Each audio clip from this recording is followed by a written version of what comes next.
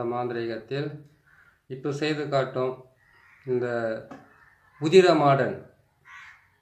உதிரமாடன் ஏவல் சக்கரம் சொல்லலாம். உதிரமாடன் ஒரு பழிவாங்கும் சக்கரம் சொல்லலாம். உதிரமாடன் வந்து எதிரிகளை ஒழிக்கிற சக்கரம் சொல்லலாம்.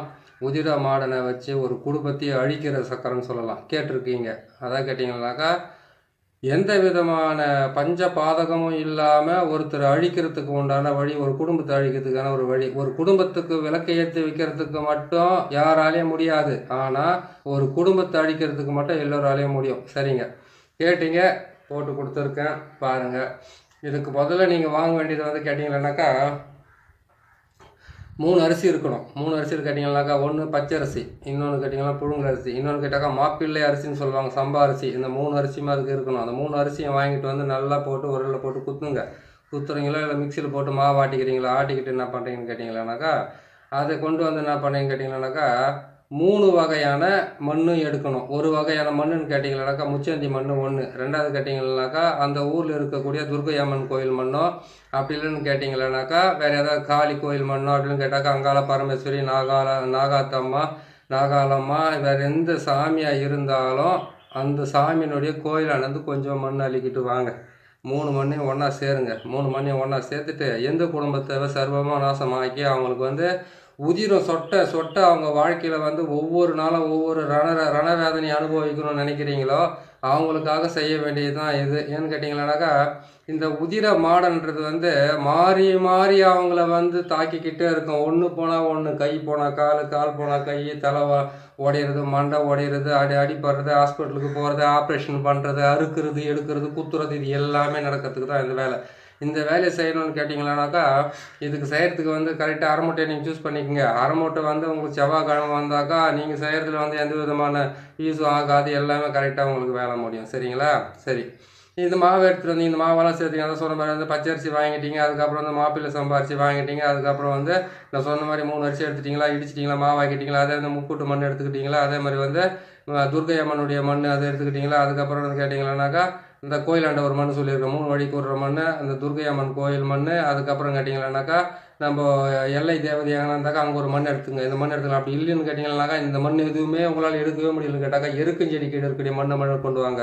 எருக்கஞ்செடி கீழே இருக்கிற மண் கொண்டு வரலாம். அப்படின்னு கேட்டிங்கன்னாக்கா தனிமையில் இருக்கிற புத்து மண் கொண்டு வரலாம். அப்படி இல்லைன்னு கேட்டிங்களானாக்கா நீங்கள் அதாவது இந்த இந்த சட்டியெல்லாம் உடைப்பாங்க பாருங்கள், பணத்தை எடுத்துகிட்டு போயிட்டு வந்து எல்லாமே இது பண்ணிட்டோன்னே அந்த சட்டி உடைக்கிறாங்க பார்த்தீங்கன்னா, அங்கே இருக்கிற மண்ணை கொண்டு வந்தாலும் சரியாக வேலை செய்யும். ஏன் அந்த சட்டியவே நீங்கள் உடச்சி போட்டுக்கிட்டு நீங்கள் செய்யலாம். தேவை அவ்வளோ மோசமாக வேலை செய்கிறது வேலை இது.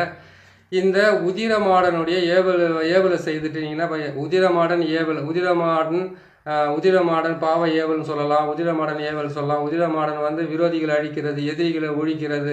மாந்திரிகத்தில் வந்து முன்ன போட்டது வந்து கேட்டால் உதிரமாடனை வந்து ஏவல் விடுறது எப்படின்றத நீங்கள் பார்த்தீங்க. இது வந்து ஏவல் வந்து கடுமையாகும். அது வந்து கேட்டிங்கனாக்கா அது மாடன் வீடு மாடன் போட்டால் இது உதிர மாடன். சரிங்களா? அந்த உதிர மாடனை வந்து எப்பவுமே ரத்தத்துக்காகவே போடுறது. இது அவங்க வீட்டில் ரத்தம் சிந்துவாங்க. ஒருத்தர் கேட்டிங்கனாக்கா அந்த வீட்டில் ரத்த காயம் ஏற்படுற வரைக்கும் அது தூக்கமே வராதுன்னு வாங்க. பார்த்தீங்களா? அவங்க செய்ய வேண்டிய வேலை இந்த வேலைங்கெல்லாம்.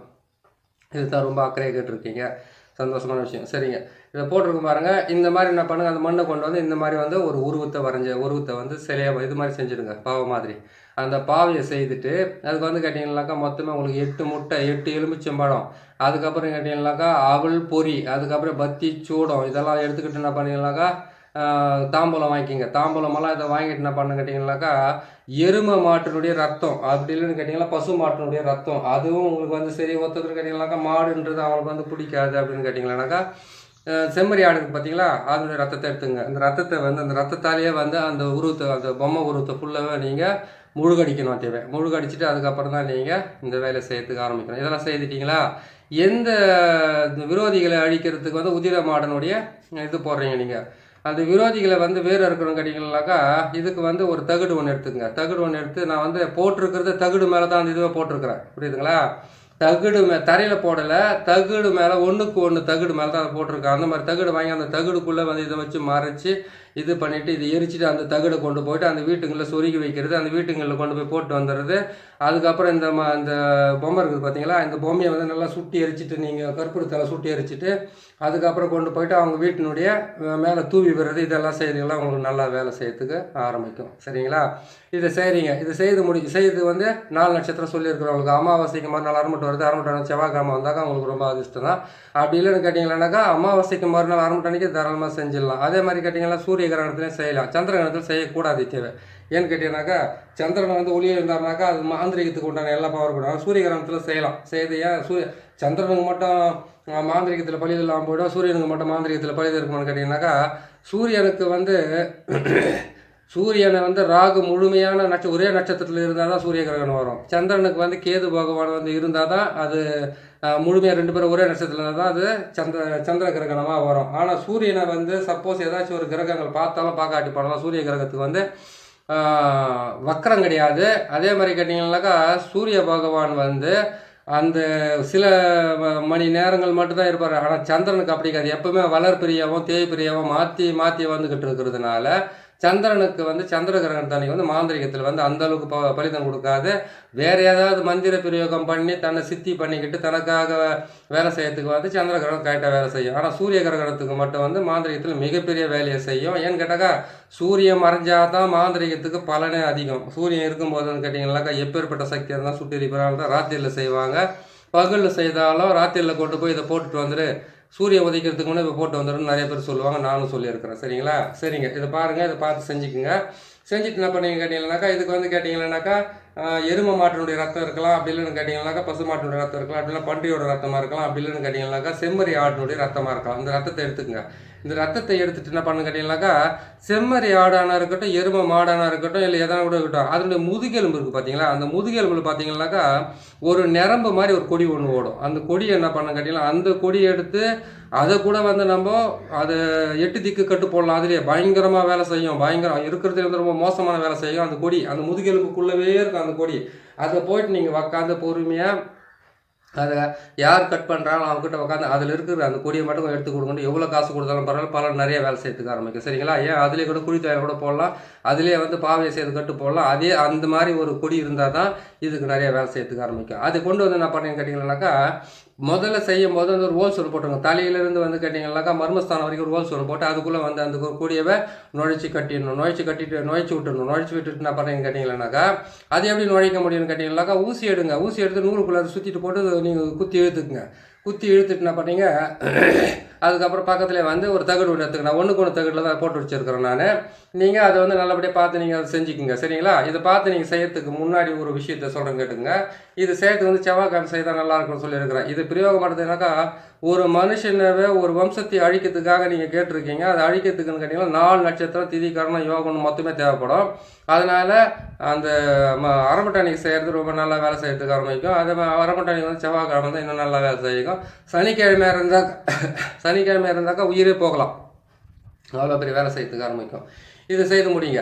செய்து முடிச்சுட்டு என்ன பண்ணுறீங்க கேட்டிங்கன்னாக்கா அதெல்லாம் போட்டுட்டீங்க. அவங்க குடும்பத்துடைய பேர், அவங்க வீட்டில் இருக்க வீட்டு மண், அவங்க வீட்டில் நிலத்தினுடைய மண், இல்லை அவங்களுடைய தொழில் ஸ்தாப மண், இல்லைனாக்கா அவங்க காலடி மண், இல்லை அவங்களுடைய துணி, இல்லை அவங்க முடி, எதுவாக இருந்தாலும் அது ஊசியில் போட்டு குத்திட்டு ஒரு தகட்டில் கொஞ்சம் வச்சுட்டு அது என்ன பண்ண கேட்டிங்கன்னாக்கா ஒன் சைடு மார்க் சைடாக குத்தணும் தேவை. ஒன் சைடுன்னு கேட்டிங்கன்னாக்கா லெஃப்ட் அண்ட் ரைட்டாக வரணும், ரைட் அண்ட் லெஃப்டாக வரணும். அந்த மாதிரி குத்திட்டு என்ன பண்ணீங்க அந்த முதுகெலும்புலேருந்து எடுத்து பார்த்தீங்களா அந்த ஒரு இது மாதிரி அதையே வச்சு அதில் கைட்டை நீங்கள் சுற்றி வச்சுட்டு என்ன பண்ணுறீங்க கேட்டிங்கன்னாக்கா இதை கொண்டு போயிட்டு இந்த முட்டை இந்த எலுமிச்சை மேலே மண் பாத்திரத்தில் ஒரே ஒரு மண் கலசத்துக்குள்ளே போடுங்க. ஒரு மொத்த மாதிரி வாங்கி அதுக்குள்ளே மொத்தத்தையும் போட்டு இதை மொத்தம் தகுடோடு சுற்றிக்குங்க. அந்த பொம்மையை எலுமிச்சை பார்த்து 8 எலுமிச்சை பார்த்து நீங்கள் செஞ்சீங்க பார்த்தீங்களா, நீங்கள் உங்கள் தலையை சுற்றி அந்த மண் கலசத்தை மேலே வச்சு நீங்கள் பலி கொடுத்துருங்க. ஏன்னு கேட்டிங்கன்னாக்கா முதல்ல உங்களை தாக்காமல் இருந்தால் அவங்களை தாக்காமல் இருக்கும். இந்த வேலை ரொம்ப மோசமாக வேலை செய்யறதுக்கு ஆரம்பிக்கும். புரியுதுங்களா?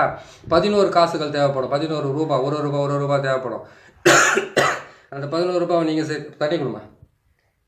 அந்த 11 ரூபாவை நீங்கள் என்ன பண்ணுறீங்க கேட்டிங்கன்னாக்கா வச்சு என்ன பண்ணுறீங்க 4 கோயிலுக்கு போய்ட்டு அந்த 11 ரூபா வந்து 2 ரூபா வெட்டணும். வச்சு 4 கோயிலுக்கு போகிற பரவாயில்ல, 4 திசையில் கூட வெட்டலாம், கிழக்கு மேற்கு வடக்கு தெற்குன்னு சொல்லிட்டு. என்ன புரியுதுங்களா?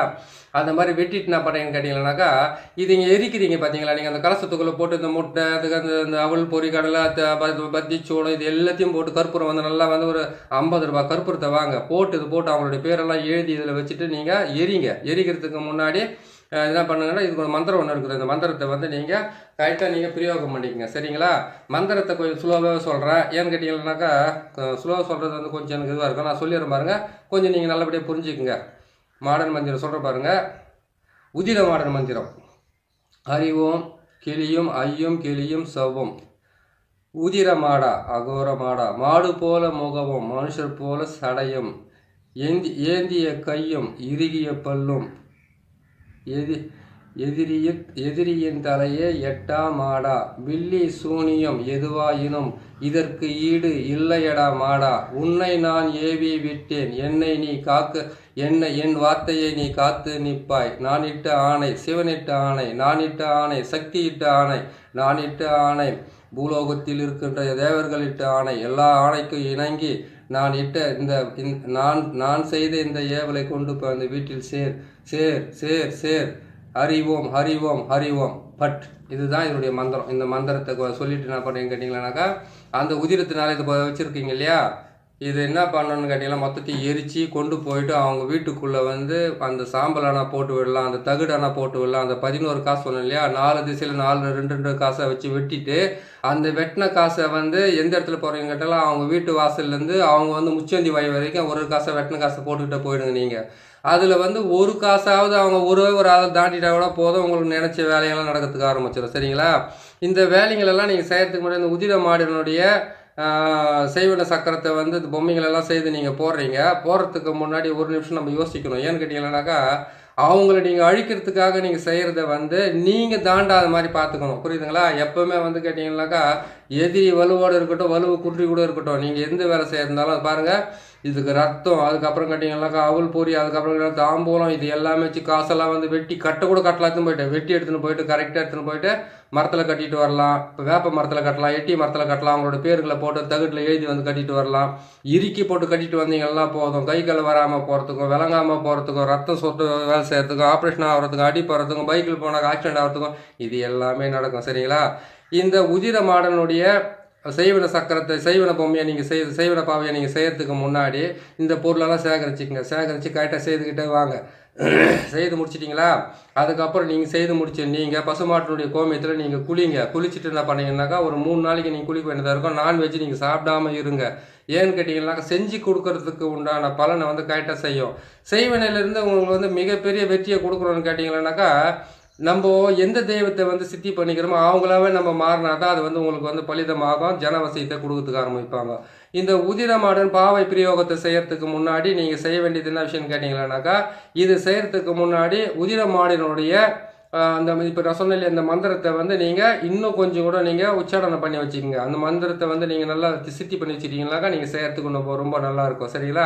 இது செய்து முடிச்சு கொடுங்க, நல்லா பலிதமாகும், நல்லா சீக்கிரமாக வேலையாக நடக்கும். அந்த வீட்டில் இருக்கக்கூடிய எல்லாருடைய இது செய்ய பாருங்கள். முழுகாமல் இருக்கக்கூடாத ஆளுங்க. அதே மாதிரி கேட்டிங்கன்னாக்கா, 9 வயசுக்குள்ள குழந்தைங்க இருந்தாங்கன்னாக்கா அவங்களுக்கு அவங்க வந்து கடவுளுக்கு சமமானவங்க.